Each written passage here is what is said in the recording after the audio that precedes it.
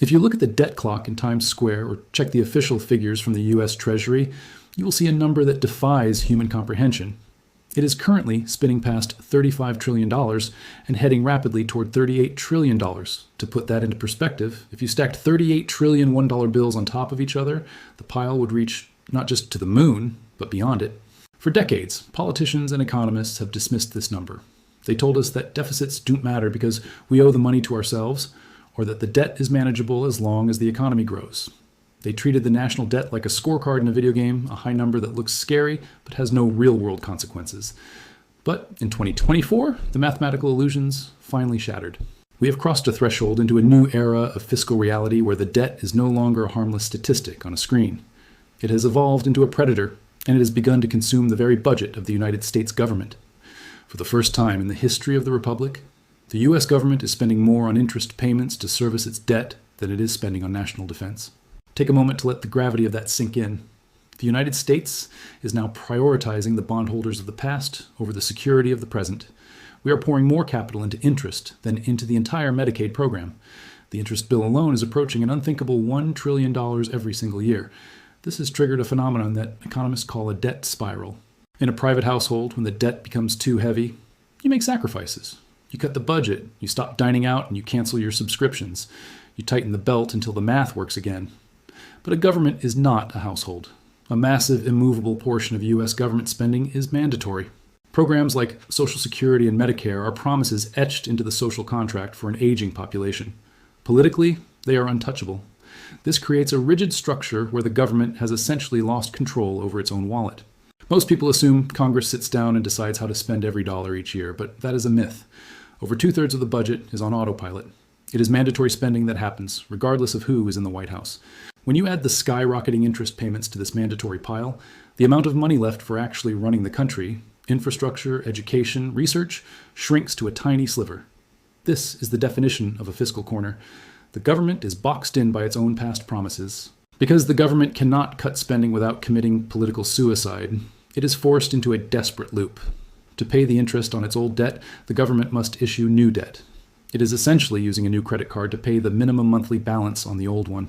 This increases the total debt, which spikes the interest payments for the following year, which in turn requires even more borrowing.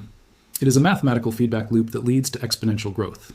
The terrifying reality is that there is no conventional, painless way out of this trap. Historically, there are only 3 ways for a nation to reduce a sovereign debt burden of this magnitude. 2 of them are currently impossible in the American political climate. The first is austerity. This would require massive tax hikes combined with brutal spending cuts. To actually balance the budget and pay down the principal, the government would have to either double income taxes or completely abolish the U.S. military. Neither will happen. Any politician suggesting a 30% cut to Social Security is jumping off a professional cliff. Any president proposing a 70% tax rate is asking to be exiled by the voters. The American economy is effectively addicted to government spending.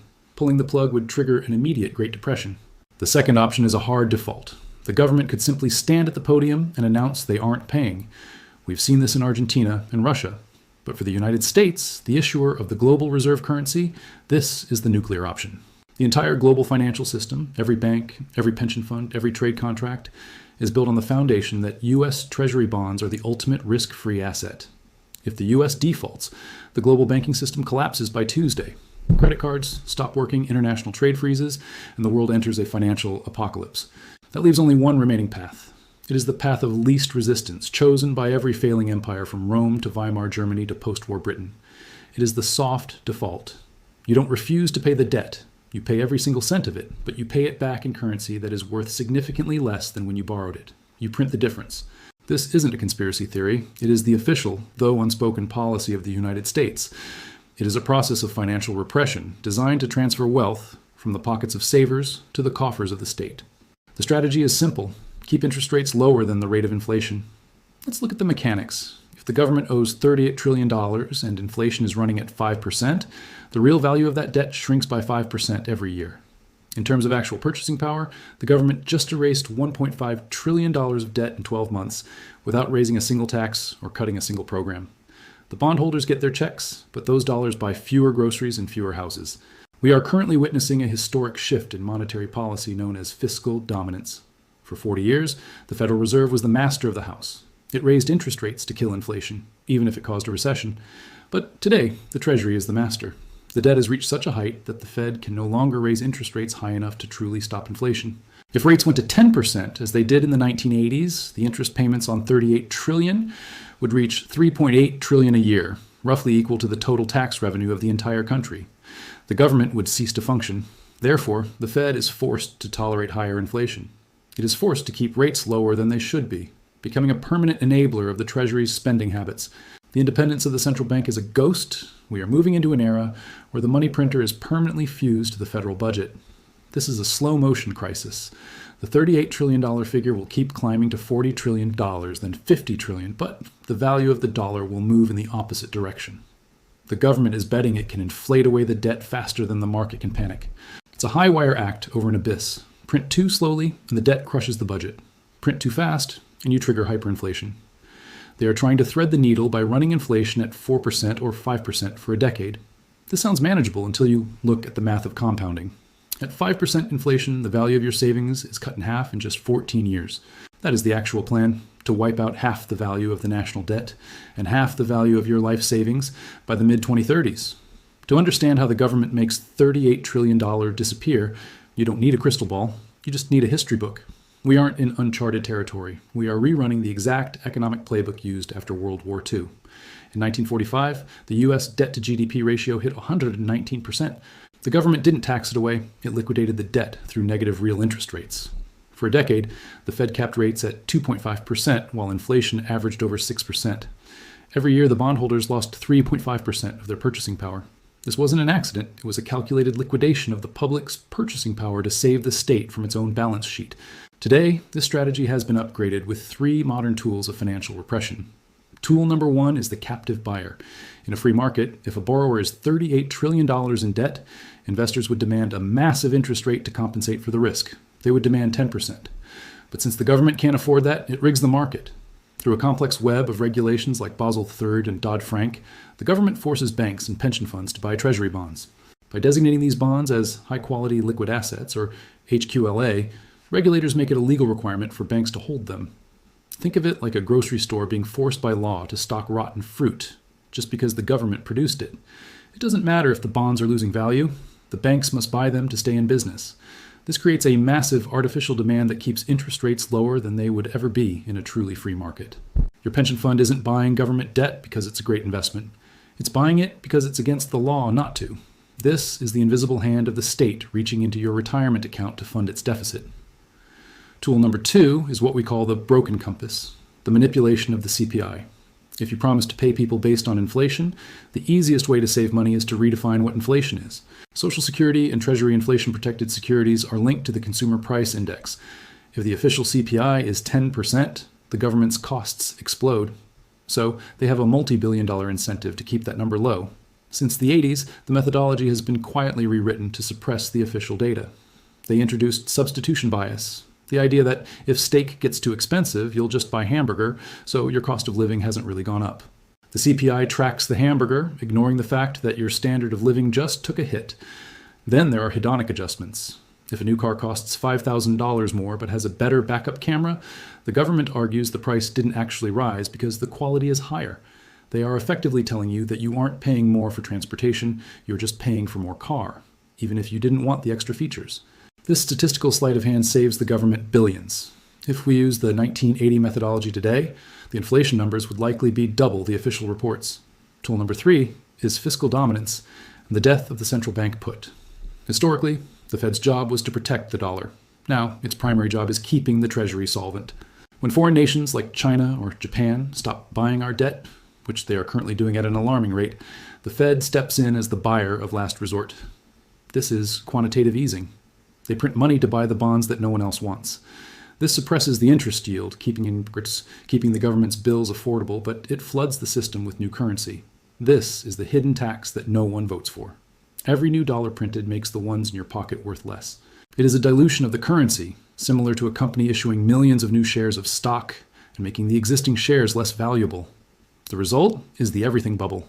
The stock market goes up, real estate goes up, and asset prices disconnect from reality. It creates a monetary mirage. Your 401k looks higher and your house seems more valuable, but your dollars buy significantly less than they did a decade ago. The government is paying off its debt by diluting your share of the economic pie. The verdict is clear. The U.S. government will not default. It will inflate. If you keep your money in a savings account earning 4% while real inflation is 8%, you are the one paying off the national debt. You have been drafted into the donor class without ever signing a contract. This process is the primary engine of the inequality tearing the country apart. It's based on the Cantillon Effect, an economic principle that describes who wins and who loses when money is created. When the Fed prints $1 trillion, they don't drop it from helicopters over the Midwest. They inject it into the financial sector by buying bonds from Wall Street giants. These institutions get the new money first, at zero interest, and use it to buy up assets like real estate and tech stocks before the prices rise. By the time this money trickles down to the average worker in the form of wages, prices for rent, insurance, and food have already skyrocketed. The rich get the money before the inflation. The poor get the money after the inflation. This explains why, despite record-high stock markets, the average person feels like they are drowning. The growth you see on the news isn't real economic productivity. It is the visual representation of currency debasement. This is why we see a K-shaped economy. The top 10% see their wealth explode because the Fed is pumping their assets. The bottom 90% see their purchasing power collapse because wages can't keep up with the price of existence. The national debt is being liquidated on the backs of the American middle class. This is not a partisan issue. It is a structural reality of the current monetary system. We are witnessing the end of the risk-free era. For 40 years, the advice was to save 10% and buy bonds. In a world of fiscal dominance, that is financial suicide. You are now being forced to speculate just to break even. To simply preserve what you have, you are forced into the casino of stocks, real estate, and crypto, because the safe path of saving is being systematically destroyed by design. This creates a state of perpetual economic anxiety. You are no longer working for a better future. You are working just to run fast enough to stay in the same place. If you don't gamble in the markets, the state gambles with your purchasing power anyway. But there is a final tool in the arsenal that has not been fully deployed yet, the Central Bank Digital Currency, or CBDC. Right now, the government's ability to manipulate you is limited by physical cash. If the Fed tried to implement deeply negative interest rates to wipe out the debt, you would just pull your cash out of the bank and put it under the mattress. Cash is the ultimate check on government power. It is your exit ramp from the banking system. It allows for a private economy that the state cannot easily track or tax in real time. A CBDC removes that exit. If the dollar becomes purely digital, the Federal Reserve gains total granular control over every transaction. They could implement negative interest rates instantly, deducting a percentage of your balance every month to force you to spend and stimulate the economy.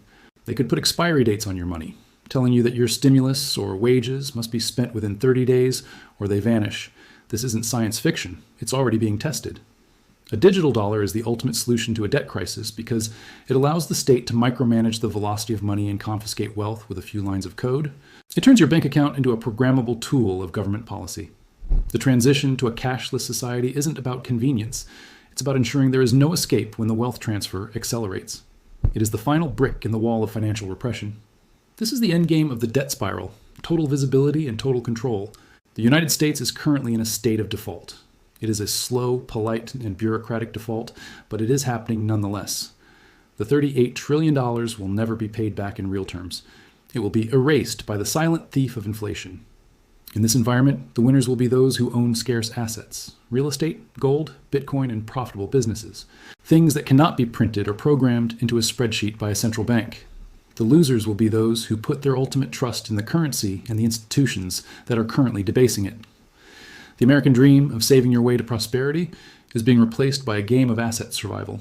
History doesn't repeat, but it certainly rhymes.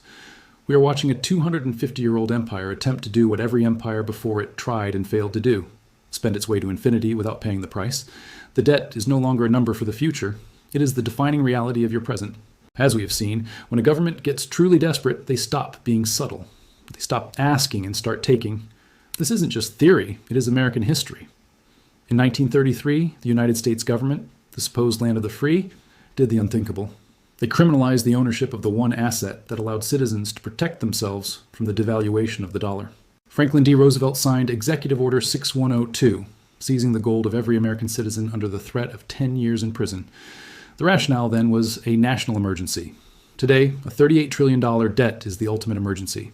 It is a slow-moving earthquake that threatens the foundation of every bank account and retirement plan in the country. In our next video, we are going to tell the full, uncensored story of the Great Gold Seizure. We will uncover the secret prosecutions, the legal loopholes the wealthy used to escape, and the terrifying legal precedents that still exist today. Precedents that could allow a future president to seize your Bitcoin, your gold, or even your 401k during a declared economic crisis.